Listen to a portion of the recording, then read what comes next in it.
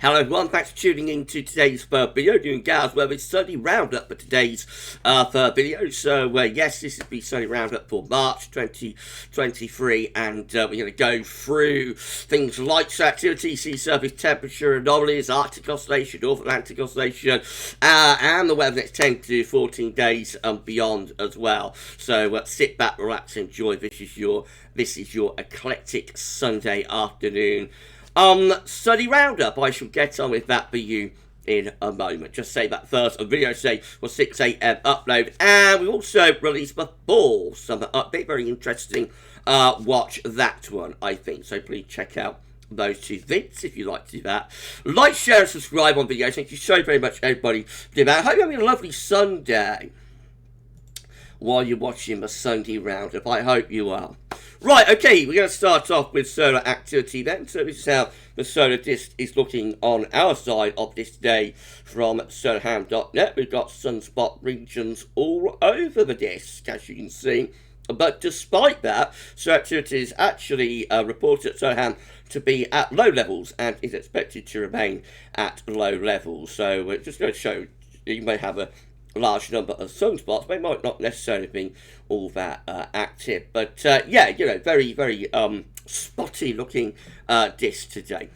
This is the GavsWeatherVids solar activity tracker, updated by Shryan. Thank you so very much, Shryan, for updating this for us. So you can see that we are moving to a much more active phase of solar activity now. Of course, back around this time last year, we was down there at a relatively low level of activity. Of course, we left solar minimum behind in 2020, but we're at a relatively low level still this time last year. But we see clearly the trend line, which is the green line, the 30-day average, has been trending upwards through 2022, and particularly so into early 2023. We get this big spike in activity there, and since then we've been at a slightly lower level, but still pretty active. You know, each orange spot depicts each individual day's worth of sunspot activity. So, you know, we're up and down, but the trend is definitely in an upwards fashion, as you would expect going into solar maximum. This is the latest cluster of spots just here for the last couple of days. So we're at a pretty high level there, but not as high as we was like back in January and into February. So you know, the trend is very much moving in an upwards fashion as we head towards solar maximum.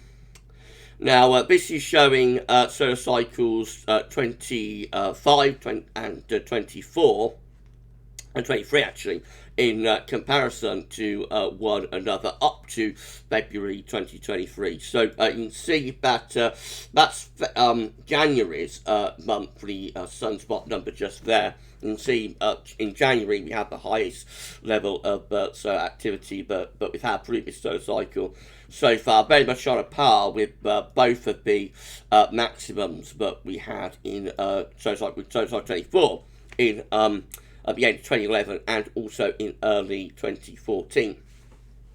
Excuse me. So for February, we see from the green spot just there, but actually we ticked down a little bit in February. So whilst yes, the trend is upwards, obviously it's not a linear fashion, so as explained. And so after that spike in January, we dropped down a little bit in February, but we'll probably carry on progressing upwards over the next year or two. Now, how this compares to solar cycle 23, quite interesting. If we draw a line, you can see that the maximum that we had in January was on a par with maximum we had in solar cycle 24. But under what the maximum that we had in solar cycle 23, which was a much more active sunspot cycle. So we get two solar maximums in solar cycle 23, one in 2000 and another one in 2002, those ones up there. So is solar cycle 25 going to be a solar cycle 24, or is it going to be a solar cycle 23? But predictions were that this solar cycle would be very similar to solar cycle 24. But I think you know, at this relatively early stage within the solar maximum, we are turning out to be a little bit more active, actually, than expected. So I'd be surprised if we get as high as 23, but we may come out in between solar cycle 23 and 24. But it is going to be interesting to see what happens. There's absolutely no sign, you'll gather from all of this, there's no sign of like grand solar minimum or anything like that. Actually, the sun is in a more active phase than was expected for solar cycle 25. I think we'll have much more about this when we do Solar Sunday, actually in a couple of weeks on Easter Sunday. Thank you so much to Shryan for the trackers. Now, this is the sunspot gift from Rich. Oh, we've got Master Yoda today. I can't really do Yoda. I can do that. Wow. But I can't really do the voice. At an end, your rule is, and that's short enough it was. That's not very good. That's a very, very, very difficult voice to do from Frank Goss. Anyway, thanks so much, Rich. Let's have a look at Spotless Days then. So this is showing Spotless Days and the current Spotless stretch. So for the current spotless stretch, it's actually 0 days, given that yesterday we did have sun spots, and for 2023 so far it's 0 days as well for spotlessness, given that every day so far this year has had sunspots as well, and that's what we're expecting, given that we are moving into solar maximum. Our comparable year from the last solar cycle is 2012. In 2012, again, every day had sunspots in that year. So if we start getting days without sunspots in 2023, then we're going to know that something a little bit strange is going on. In 2013, so like the comparable year next year will be 2013, that also had 0 days without sunspots. We did get 1 day in 2014, interestingly. I don't know what happened there, because that's solar maximum year. And then 0 days again in 2015, and then it was 2016 when we started getting our first proper spotless days, and that was as we began to descend into solar minimum. So for 2012, that's the comparable year is 2023. 2013, the comparable year will be 2024. 2014, the comparable year will be 2025. 2015, the comparable year will be 2026. And for 2016, the comparable year, this sounds like we're 2027. So it'll be 2027 that we start seeing the first signs that we're descending into solar minimum. That's if everything works out as it did in the last solar cycle, of course. And we need to wait and see about that. Thank you so much, Rich and Shryan, for the solar data. As I said, we're going to be getting Solar Sunday in a couple of weeks' time, hopefully, on Easter Sunday. Solar Sunday on Easter Sunday. Exciting.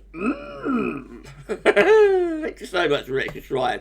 Right, let's have a look at the oceans then. Oceans data. So this is how the oceans were looking at last week's GavsWeatherVids Sunny Roundup. We've got our 4 areas of interest. The ENSO region just here, the Indian Ocean over there, the northern and northeastern Pacific through here, and then the North Atlantic over there.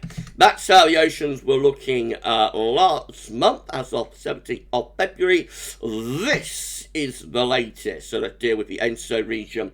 First of all, it looks like we're moving straight from La Nina to El Nino there, doesn't it? You see, we have had very significant warming of the ENSO region in the eastern part of the Equatorial Pacific. That's regions 1 and 2, beginning to push out in towards region 3 as well now, I think. So very significant warming taking place, especially toward the Peruvian coast. And you see how this sort of goes down the Chilean coast as well, the coast of Chile, just here. So it does look very, very much like an El Nino event is developing. It's very early days, of course, so by the time we get through into the summer, we may find that this fizzles out. But for now, it looks rather indicative of a developing El Nino event, I have to say. But one thing that's on that is that it is quite cold in the northern and northeastern Pacific round here. And that's like a cold PDO type signature. So we've got a cold PDO with a developing El Nino at the moment. This is probably in relation to the La Nina, though, that's gone, or is going. It's about gone now. So it could be a lag effect. We might find this area actually starting to warm up quite quickly if the El Nino gets going. But it could act as a bit of a buffer against getting a very strong El Nino if that cold PDO signature was to persist. Over in the Indian Ocean, we're warmer just here and cooler over there. So that looks like we've got a positive IOD at the moment. I haven't checked that, but it does look a little bit indicative of a positive Indian Ocean dipole. And then in the Atlantic, we've got a very warm tropical Atlantic. Again, we seem to get that all the time now, don't we? So all the seaside temperatures around here are pretty warm, which would normally we'd be thinking about like an active hurricane season, but if El Nino gets going, that will act as a buffer against an active hurricane season. Of course, if El Nino stalls and we stick around ENSO neutral, then with warmer than average sea surface temperatures through the tropical Atlantic, we can probably expect quite an active hurricane season again this year. Further north, a little bit cooler through here, and it gets warmer through there. It's almost a tripole that we've got there. Just a little bit short of it. You need to see this area getting a bit colder around here for like a proper tripole signature, and then it'd be warm there and warm there, and that would be like that would be a tripole signature. We're a little bit short of that, but obviously as we're moving towards May, we've got to monitor that, I should say. At this stage, I'll say no more about that. But yeah, very warm tropical Atlantic. So if the El Nino stalls, which it doesn't look like it's doing at the moment, but if the El Nino stalls, then we would start thinking about an active hurricane season. However, if El Nino takes off, that will have a dampening effect on the hurricane season this year. So we shall see. So an oscillation index is an index that's reflecting the atmospheric state in the southern Pacific Ocean, I should say. It's measuring air pressures between Darwin and Tahiti.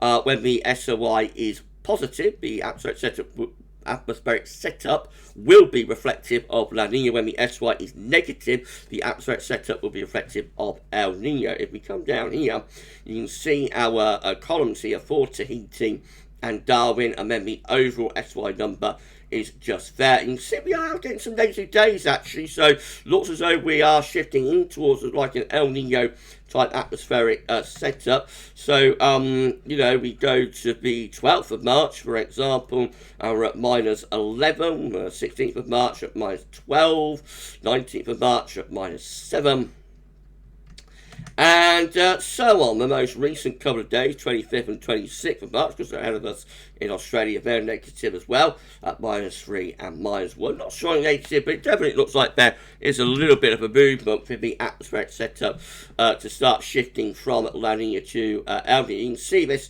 within the 30-day SOI average as well. Back in February, the SOI was quite positive there at around +10, +11 or so. Now we're around neutral to weekly negative with the SOIs. This tells us we've definitely broken out of La Nina. There's no question about that. All the positivity has gone that we had back in the winter. And maybe the atmosphere and the ocean are both moving in towards an El Nino type setup. If that happens, then the thing will start to gather pace and it will get a life of its own. The ocean and the atmosphere couple up. Now, this is the latest forecast from CFS V2. Going for a strong El Nino now, CFS at the moment, because our temperature anomalies in terms of seaside temperature anomalies on the side and dates and monthly periods on the bottom. At the moment, we're around ENSO neutral, but look at this. The black dash line is very much moving upwards, so that by the time we get into the summer, we've already got like a moderate El Nino going on, and into the autumn and on into winter, that's actually going then into strong El Nino threshold, going up to around +2 degrees in the central part of the actual Pacific Ocean, which would be a major El Nino event. Not a super Nino, it's a little bit short of that, a little bit short of what we had in 2015, 2016, and also 1997, 1998. So a little bit short of that, but it is a strong El Nino, a little bit short of a super Nino being predicted there by CFS V2. With La Nina, CFS have done very well over the past 2 or 3 years. We do sort of laugh a little bit at the CFS, can't forecast, no, with its constant sort of defaulting to zonality, in terms of webcam. But in terms of its ENSO forecast, I've got to say, over the last 2 or 3 years, it has done very well with the long La Nina. That's not to say that it's got it right this time, just because it's been right in the past 3 years with its ENSO prediction. Not to say that it has this nailed down and correct this time, but it's worth noting anyway. It is of note, and we'll probably do an ENSO update actually in the next week or two, where we will go through more model output and model data, I think, see what the consensus is, whether the consensus is to be moving towards El Nino. But I'm certainly taking this seriously at the moment. So let's have a look at QBO then, quasi-biennial oscillation. So this is from NOAA, going all the way back to the 1950s with the QBO on a monthly period. So we come down to 2023, we've got a westerly QBO at the moment. We started westerly QBO in the middle of 2022.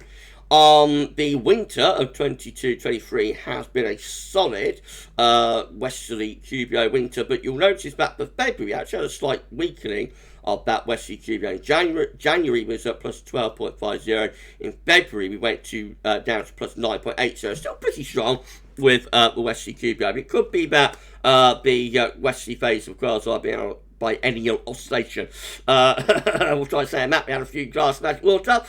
Could be that the which I have not, as it is only a couple of minutes to 2 p.m. in the afternoon. But no, it could be that the westerly QBO phase peaked, back in the earlier part of the winter, and we are now beginning to see the westerly QBO weakening. That said, probably won't go into the next EC QBO phase until later on in the year, sometime in the summer, maybe into the autumn. This is from NASA, so that's from NOAA. This is from NASA. So we basically have to think that we've got our levels of the atmosphere from the top, 10 HPA in the stratosphere to the troposphere, which is 30 to 50 HPA. The sandy brown colours are the westerly QBO phases. Blue green colours are the easterly QBO phases. So of course we have the easterly phase of quasi-biennial oscillation for 2021 to 2022, which you see there. And of course we have been in a westerly QBO phase, as I said, since last summer. You can see how the westerly QBO descended from the stratosphere into the troposphere, and at the moment, of course, 30 HPA just there, showing that to 50 HPA just there, showing that we are solidly in westerly QBO phase, albeit it did weaken slightly in February compared to January. However, you can see the next easterly QBO phase lurking. The next EC QBO phase is lurking up here in the stratosphere, and if everything works out, this EC QBO phase will gradually start descending down into the troposphere as we go through this year. Now, we have had a couple of failures of the EC QBO though. So we had a failure of the EC QBO in 2016. We had another failure of the easterly QBO in 2021. So the EC QBO can fail, and over the past decade or so it has been failing at times. Of course, the last EC QBO phase we very successfully got that going.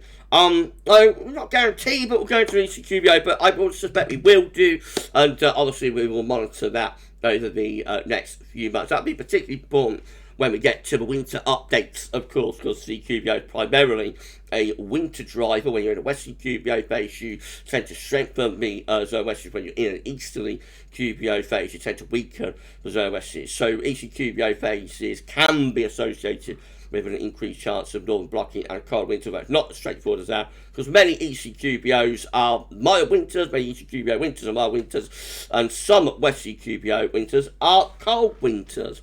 But it will be an important player when we get to our winter updates in September. Goodness gracious me, good this, isn't it? Right, Arctic oscillation observed and forecast looks like this. Whether the AO is just an index that's reflecting the atmosphere state, it's not driving anything in its own terms, it's just to tell us what the atmosphere is doing. So when the AO is positive, then we've got low pressure over the North Pole. When the AO is negative, we've got high pressure blocking over the North Pole. So at the moment, we're quite strongly positive with the Arctic oscillation. However, you can see from the red lines here, which are the GFS Ensembles, we are expecting, it's been forecast, that the AO will go from positive to neutral, maybe even to weakly negative as we go into early April. That could be a sign of blocking beginning to start reappearing over North Pole. Of course, we did have some blocking and a negative AO back in the early part of March, when we had the cold,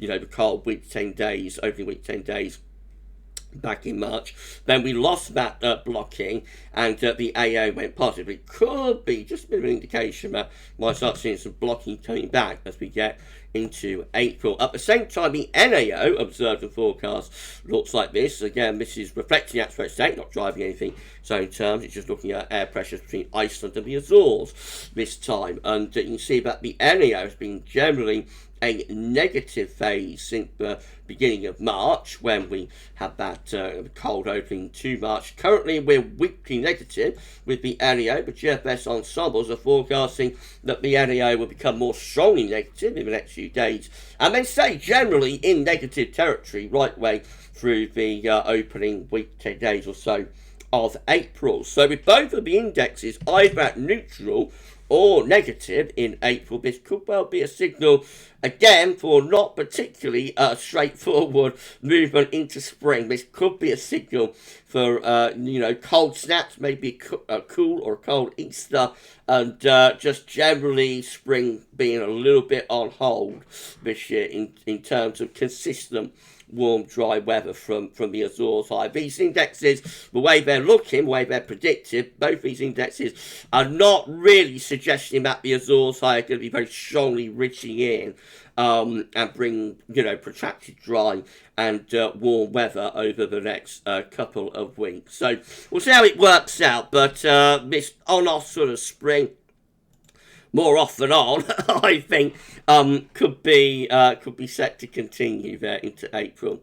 Central temperature is currently sitting at 6.6, which is nearly 1 degree above 6.99 average. That's provisional yesterday to 25th. That should tick down a little bit over the next couple of days, and then it will start rising again towards the end of this week.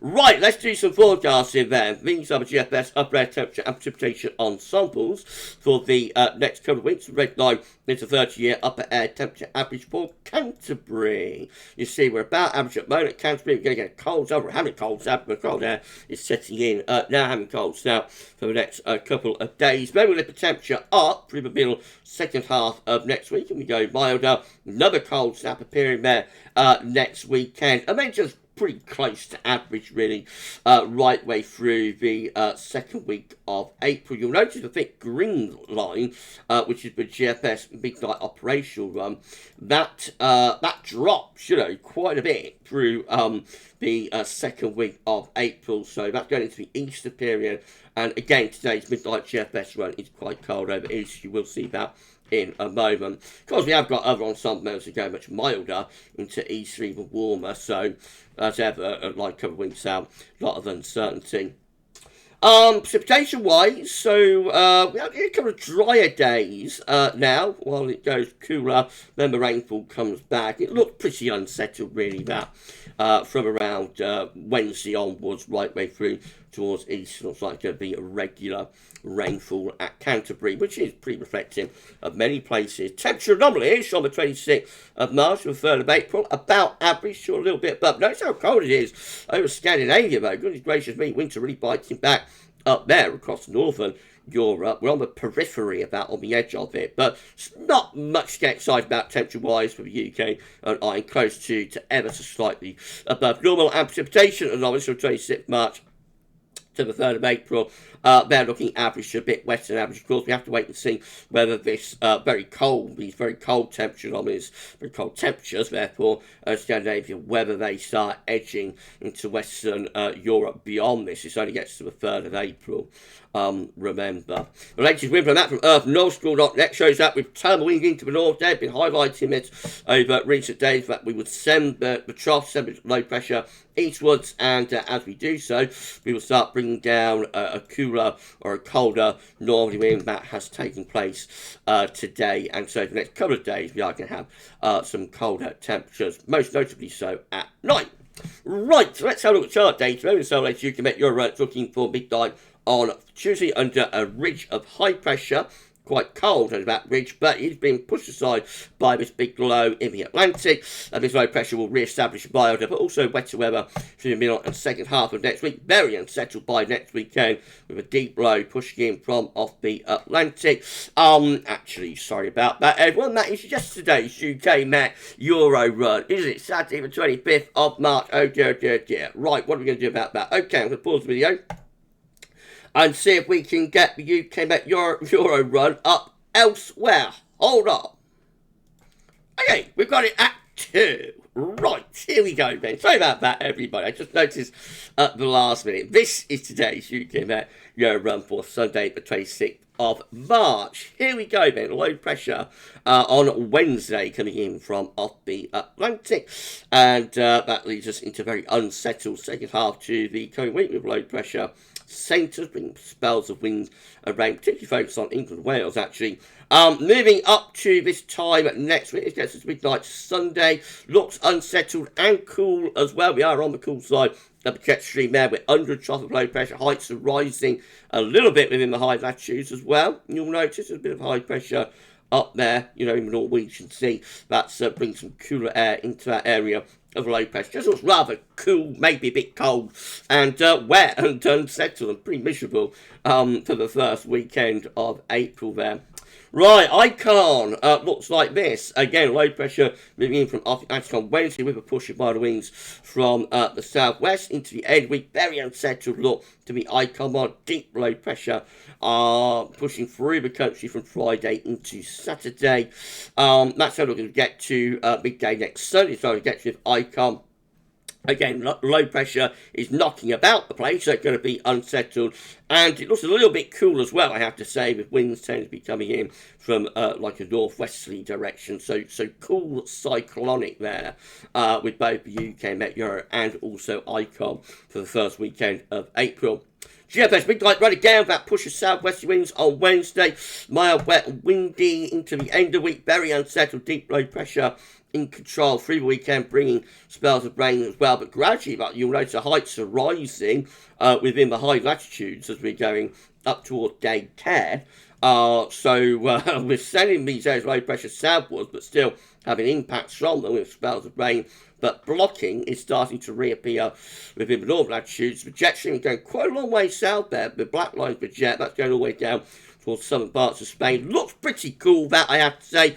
Possibly cold and quite unsettled as well. And then as we head up towards Easter, proper blocking high falls around Greenland, and we start pulling in a cold northerly northerly or northeasterly wind. So you go off and running into a cold Easter with a northerly blast, minus 10 Celsius iceberg, gets into the north, which is impressively cold for April. And yeah, that's as far as we get to the GFS midnight run, still with those cold north winds. So that's looking a little bit wintry, I have to say, for Easter. The GFS 6Z looks like this. Again, milder push of winds from southwest on Wednesday, turning wet and windy then. And more low pressure driving in at the end of the week into the weekend. Again, Saudi raising the heights a little bit in the north, enough to start pushing these areas of low pressure southwards and bringing some cooler or colder winds from the north and from the northeast. But the GFS 6Z does something different. Midnight run, it may start building high pressure there over the country and into northern Europe through the first week of April. So that's day 10, we're in an area of high pressure. I would say that looks rather spring-like, actually. So between the two models, we've got the midnight run looking rather wintry and cold, looking up towards Easter, and the 6Z is looking much more like it, looks much more like spring. It's not great, it's not going to be a heat wave, but it certainly looks a lot more settled, with high pressure bringing drier weather. So the GFS, as ever, is all over the place. Right, how's the GEM looking? If you enjoy me saying round, by the way, please you like, share, and subscribe. Thank you so much, everyone. For doing that, why not drop a comment? Let us know what you think about this and all of our videos. Thank you so much. We need to put on around 12, 13 subscribers to get ourselves to 15.7k. So if you could give us a sub, that would be amazing. Right, GM, again, looking unsettled on Wednesday, but also milder. The southwesterly winds, low pressure continuing to dominate weather into weekend and starting to turn cooler, bring cooler air into areas of low pressure as well. That's a look at day 10 with the GEM. Pretty grim. High pressure is in the North Atlantic, reaching up to a green and ice, and low pressure centered across England and Wales, so it looks cold and wet, basically, and a pretty chilly easterly wind. And then the ECM WF, once more about push of southwesterlies on Wednesday, milder, wet and windy, very unsettled, and very cyclonic into the weekend, with low pressure bringing showers or longer spells of rain, cool temperatures as well, but a little bit of a reach from the Azores high as we move up toward day 10. But not enough to settle things down. We just keep these little troughs of low pressure running through the flow of jet streams. So that's somewhere in between the GFS midnight run and the GFS 6Z as we're approaching Easter. Rather cool and unsettled showery with that. This is a precipitation forecast based on the ECM run from Meteo.com. I've got a couple of days of dry weather coming up, but rain comes back on Wednesday, and then more spells of rain through the end of the week and into the weekend as well. A little bit drier there, moving up towards day 10, but not completely so. You see there's low pressure coming through, bring pulses of rain in along the jet stream. These are the options on the table within the ECM Ensembles today for day 10 from the Icelandic Met Office. This gets us to the 5th of April. 20 members of the ECM Ensemble bringing low pressure through the country. Rather cool, showery, probably northwesterly with wind direction. 14 with some high pressure around Iceland, low pressure to our south and east. That's going to be unsettled and quite chilly. Wind coming in from the east. 13 reaching high pressure in from the Azores to Scandinavia, though, so that's turning dry. Not necessarily all that warm. Could be bringing in a northeasterly wind, but should be turning a lot drier anyway. And then 4, including the operational run with Azores high, ridging up from the southwest, but still influenced from low pressure in the Atlantic, as we know. And then in 2 weeks' time, these are the options that we've got. This gets us to the 10th of April, which I think is Bank Holiday Monday, Easter Bank Holiday Monday. 12 members of the ECM Ensembles with high pressure in Iceland and Scandinavia, low pressure over France, winds coming in from the east. That looks a little bit unsettled, especially from the south, and a bit cool. Another 12 with high pressure reaching up from the southwest, being drier and milder weather, warmer weather. That looks a little bit like spring. Suspiciously like spring, reaching up with the Azores high, but 11 looking rather like winter with a trough of low pressure over and to the east, going to combine with high pressure towards Greenland. That's going to have a wind in from a chilly northeasterly direction. 8 with high pressure to our east and low pressure out to west. That could be quite warm. It could be bringing up the wind from the south. And another 8 with high pressure over France, low pressure away to our north and west, and we will bring up a southwesterly wind with that. So a range of options for Easter.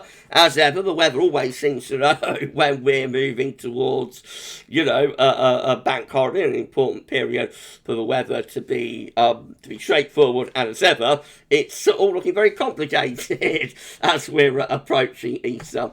It'll all resolve itself, though, don't worry. Right, CFS V2 last year, man, we've done these, a 500 millibar high tide breakdown into week period, to third week period, taking us to the 26th of March to 1st of April. The coming week will be unsettled with low pressure in front of the Atlantic. Week 2. All sorts a bit mixed. This is 2nd to the 8th of April. Low pressure south of Greenland, high pressure down towards Spain. High pressure over Central Europe as well, so a little bit northwesterly with the wind direction and a little bit showery and unsettled. Now, week 3 looks a lot better though. This is the 9th to 15th of April, waiting for a bit of spring. Here it comes, high pressure reaching up from the Azores, sending jet stream and the low pressure northwards. Now, I reckon that could be turning drier and warmer there in the 3rd week. Week 4 is the 16th to the 22nd of April. That looks like it's pulling the high pressure back out into the Atlantic, though, and low pressure is developing around Iceland. That's probably turning cooler and more unsettled once more. And then CFS B2 overall for April looks like this, blocking around Greenland and high pressure just around west-southwest, so it all looks a little bit high pressure dominated. Shouldn't be overly wet, therefore, but could be a little bit on the cool side. The temperature anomaly has no signal, although it is cold, a cold average monthly forecast for northern Europe, and precipitation-wise, again, no signal. But I would have thought like a dryish sort of month could be possible there, but we'll wait and see about that. Right, we're done. If you enjoyed this sunny roundup, this video, then please you like, share, and subscribe. Thank you so much, everybody, for doing that. Drop a comment, let us know what you think about all of our videos, and don't forget to tell your friends about GavsWeatherVids and ask them to subscribe too. Amazing, incredible. Thank you so much, everyone, for doing that for us. And that, ladies and gentlemen, is your March 2023 season one roundup done and dusted. We'll have another we'll have another Sunday roundup. When I talk about season roundup, we'll have another Sunday roundup for you in April. Probably around the final weekend or so of April, we'll have another Sunday roundup then, and we'll see how things are looking.